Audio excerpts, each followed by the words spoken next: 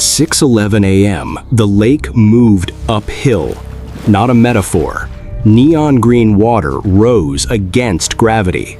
It snaked across the manicured lawn, climbed the clubhouse steps, and slipped under the door like it had a key. The HOA president screamed for someone to call the police. I didn't. I was already beside the EPA inspector, holding a folder older than everyone in that cul-de-sac.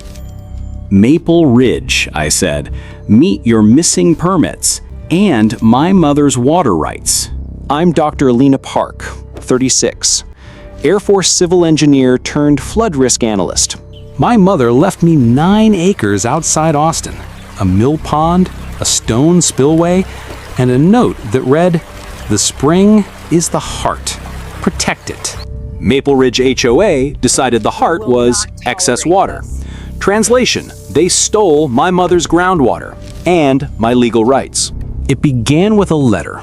$150 a day for operating a commercial pump house. The so-called pump house was my mother's 1939 spring box, protected by an easement that predates the subdivision by decades. When I asked for the drainage plans to justify this, silence. Then an orange final notice stapled to my fence. Then a golf cart parade passed my driveway like I declared war. On maps, Willow Branch crosses the HOA's park and feeds my pond. On the ground, it vanished, rerouted into a swale, reappearing as a trickle behind new pickleball courts. My pond dropped 4 inches in a week. That only happens when someone cuts a vein. Public records told the story, a temporary diversion stamped permanent, a wetland study that never existed. A maintenance plan signed by a contractor with a suspended license. And somehow, my spring-fed pond was filed as seasonal landscaping. Knowledge nugget number 1. In most states, historic spring rights recorded before a subdivision outrank HOA covenants. Paper beats newsletters every time. The moment I asked for paperwork, the games began. Posts calling my flow meter industrial equipment. A golf cart safety patrol idling at my gate. Then Blair Whitcomb, HOA president, handed me a compromise. Cap your spring, accept a decorative fountain, and maybe Maple Ridge waives the fines. She smiled like mercy was optional. My mother's note burned in my pocket. At the county archives, I opened a brittle folder. Park Mill, 1909.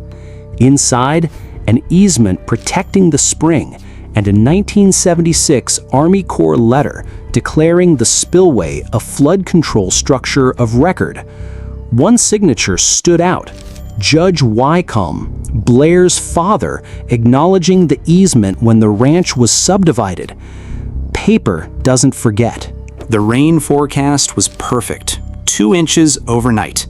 I filed notice, legal dye tracing at the spillway. I invited the watershed office, a reporter, and one federal inspector who owed me a favor. The stage was set.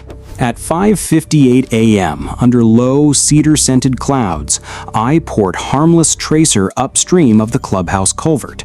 If the creek had been untouched, the dye would have surfaced at my spillway. Instead, it disappeared. 30 seconds later, neon water bubbled through the clubhouse floor drains. Cameras rolled, the inspector's eyebrows rose. I turned the page.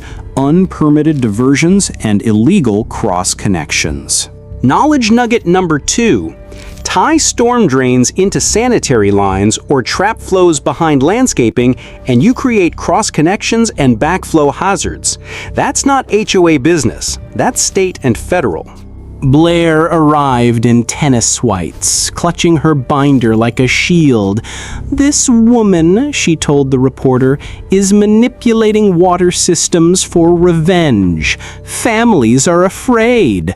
Behind her, the clubhouse doors opened, green water tracing the tiles. The inspector read aloud, "No wetlands assessment? No NPDES update? No backflow prevention."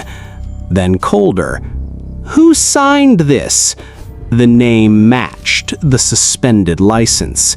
Blair's smile cracked like thin ice. Panic makes people sloppy. I found Blair's email to an engineer. "Hide the outfall. We'll update permits later." They never did. Then, the kicker. A bank letter tying their refinanced clubhouse loan to lake frontage. That frontage, fed by my mother's spring. EPA opened an investigation. County posted stop work. The HOA claimed I flooded the clubhouse. My data said otherwise. A trickle at the spillway, a surge only inside their building. That night, the reporter's piece aired, "Green water, red flags." My inbox filled with residents whose basements had started leaking. The same month, the HOA moved the creek. Then came the photos. A maintenance tech, anonymous at first, showed me a padlocked metal gate inside the culvert, wrapped in landscaping fabric. The HOA had literally plugged the creek, forcing it under the building, then blamed natural variation. The timestamp? Same day their contractor's license was suspended. At the emergency hearing, Blair's attorney preached aesthetics. My attorney held up the 1909 easement, the core letter, and the EPA report. The inspector testified illegal diversion, unpermitted cross-connection, locked culvert. The judge read the easement aloud, Whitcomb's name among them, and exhaled. Injunction granted. Gate removal ordered. Fines accruing daily. Federal referral active. 2 weeks later, crews cut the lock. Willow Branch took its old path like it had been holding its breath. The pickleball courts flooded, exactly where the floodplains said they would. Insurance circled. The bank realized their lake amenity never existed. Board resignations flowed faster than the creek. Blair tried the playbook, social media tears, think of the children. Then the county auditor dropped a report. Amenity funds funneled through a cousin's company. Residents once fined for mailbox paint, they watched the real bullies pack boxes. The settlement was simple. The HOA paid for culvert restoration, wetland reestablishment, and drainage retrofits that actually met code. Their insurer covered basement damage. Blair lost her real estate license. And the new board signed what my mother would have loved, the Willow Branch Conservancy easement. Spring, spillway, and creek corridor protected. Forever. On the first night the frogs returned, the pond sounded like a crowd finally allowed to cheer. My mother's note rests above the mantel. The reporter sent a photo of kids catching minnows where the decorative swale once stood. Knowledge nugget number 3. If your HOA touches creeks or springs, ask for permits, as-builts, and maintenance logs.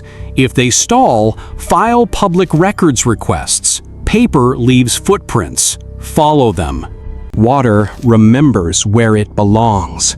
And when you bring the right paperwork, justice flows there, too. Drop your HOA horror story below. I read every one. If this helped, hit subscribe. Next week, the HOA that banned solar until a neighbor powered the entire block during a blackout without breaking a single rule.